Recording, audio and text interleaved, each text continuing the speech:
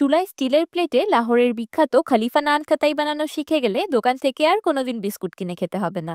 মানে আপনার বিশ্বাসই হবে না এমন মুচমুচে পারফেক্ট বেকারি স্টাইলের বিস্কিট আপনি ঘরে চুলায় তৈরি করেছেন। মাত্র 5 মিনিটের এই ভিডিওতে আপনি বেকারি স্টাইল বিস্কুট বানানোর এমন গোপন একটি রেসিপি পেয়ে যাবেন যেটা আপনার আজীবন কাজে আসবে।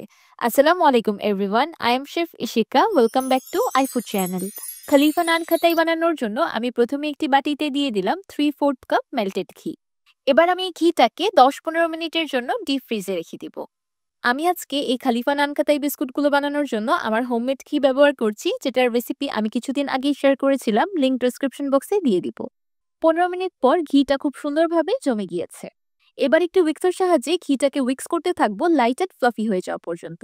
দেখতেই পারছেন উইক্স করতে করতে ঘিয়ের কালারটা সাদা হয়ে গিয়েছে আর পরিমাণেও ডাবল হয়ে গিয়েছে।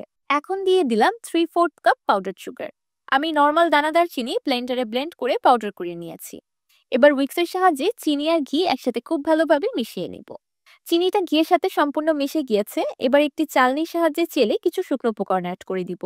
দিয়ে দিলাম 1.5 কাপ ময়দা, 2 টেবিল চামচ বেসন, 1/4 চা চামচ বেকিং সোডা আর 1 চা চামচ বেকিং পাউডার। এবার শুকনো উপকরণগুলোকে চেলে অ্যাড করে দিব। এবার আলতো হাতে সবকিছু একসাথে খুব ভালোভাবে মিক্স করে নিব। হাত দিয়ে জোরে জোরে মাখিয়ে ডোয়ের মতো তৈরি করা যাবে না। অবশ্যই আলতো হাতে মিক্স করে এমন ক্রাম্বলি স্যান্ডের মতো একটা টেক্সচার ক্রিয়েট করতে হবে। এবার দিয়ে দিচ্ছি 2 টেবিল চামচের মতো কাঠবাদাম কুচি। এখানে কাঠবাদামের পরিবর্তে চীনাবাদাম বা কাজু বাদামও ব্যবহার করতে পারেন, আবার ইচ্ছে করলে টোটালি স্কিপও করতে পারেন। কিন্তু লাহোরের বিখ্যাত খলিফা নান খাতাইয়ের টেস্ট পেতে হলে অবশ্যই কাঠবাদামটা ব্যবহার করার চেষ্টা করবেন। একদম লাস্টে অল্প একটু মিক্সচার হাতের সাহায্যে মুঠো করে দেখবেন। যদি দেখেন একটা ডো ফর্ম হচ্ছে, তাহলে বুঝবেন এটা নান খাতাই বানানোর জন্য একদম পারফেক্ট।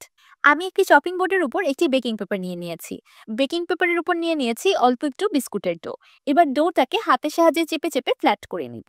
বিস্কুটগুলোকে কাটার জন্য আমি একটি রাউন্ড শেপের কুকি কাটার নিয়ে নিয়েছি। আপনারা ইচ্ছে করলে এখানে যে কোনো স্টিলের বাটি বা গ্লাসও ব্যবহার করতে পারেন।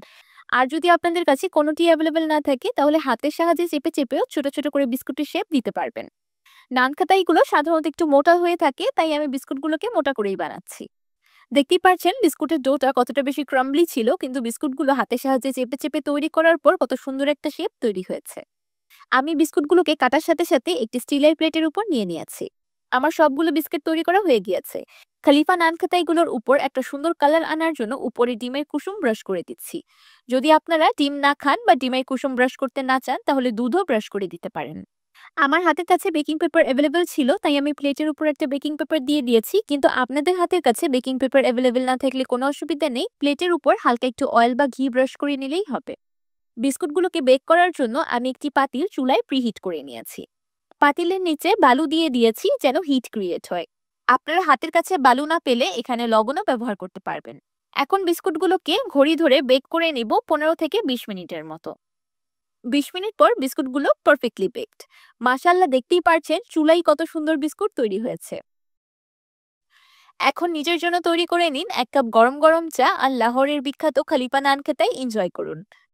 মানে আমার নিজেরই বিশ্বাস হচ্ছে না যে আমি বিস্কুটগুলোকে চুলায় তৈরি করেছি।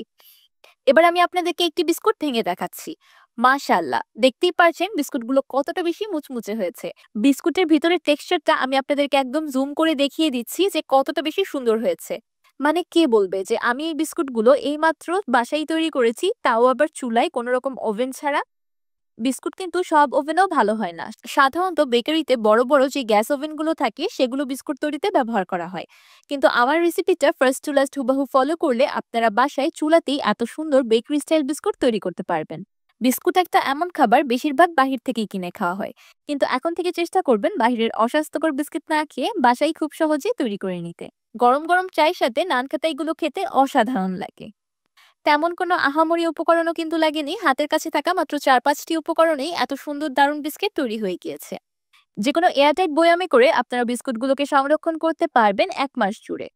আমার আজকের এই খলিফা নান খাতাইয়ের রেসিপিটি আপনাদের কাছে কেমন লাগলো আমাকে অবশ্যই কমেন্ট করে জানাবেন। ভিডিওটি ভালো লাগলে একটি লাইক দিবেন আর আমার চ্যানেল সাবস্ক্রাইব করে আমার চ্যানেলের পাশেই থাকবেন। আল্লাহ হাফেজ।